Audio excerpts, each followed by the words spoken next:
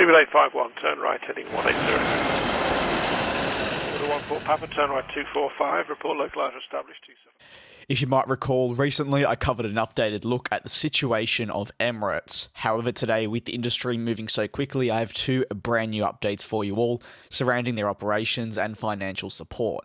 We will begin today's video though with the resumption of limited passenger services. In the past 24 hours, we've seen the Dubai Airport's chairman and chief executive of the Emirates airline group and so on come to an agreement that Emirates had indeed received approval from the UAE authorities to begin flying a limited number of passenger flights from the 6th of April. This is when the Dubai-based carrier will indeed be allowed to transport passengers out of the UAE, and it comes following the government originally issuing a ban. Taking us back to March, on the 25th, we saw Emirates announce they'd be suspending essentially all their passenger services following the UAE government's new guidelines. However, this step is a positive one to the future of their operations and, of course, transporting people back to their countries or urgent travel needs. Something at the moment that, while most definitely is still being done, it's seeing people struggle to get home, with a number of airlines already suspending all their operations.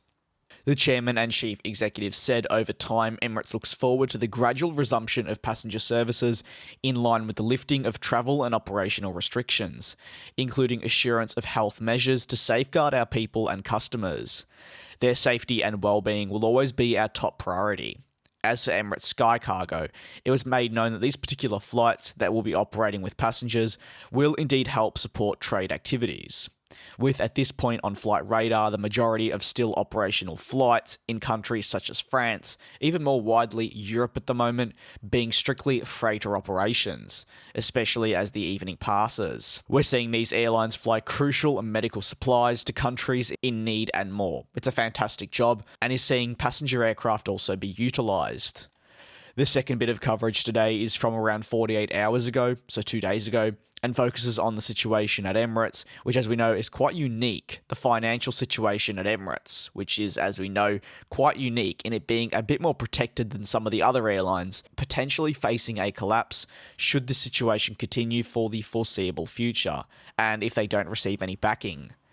The Dubai government announced earlier in the week they'll be injecting equity into Emirates to further help it in the future should conditions worsen.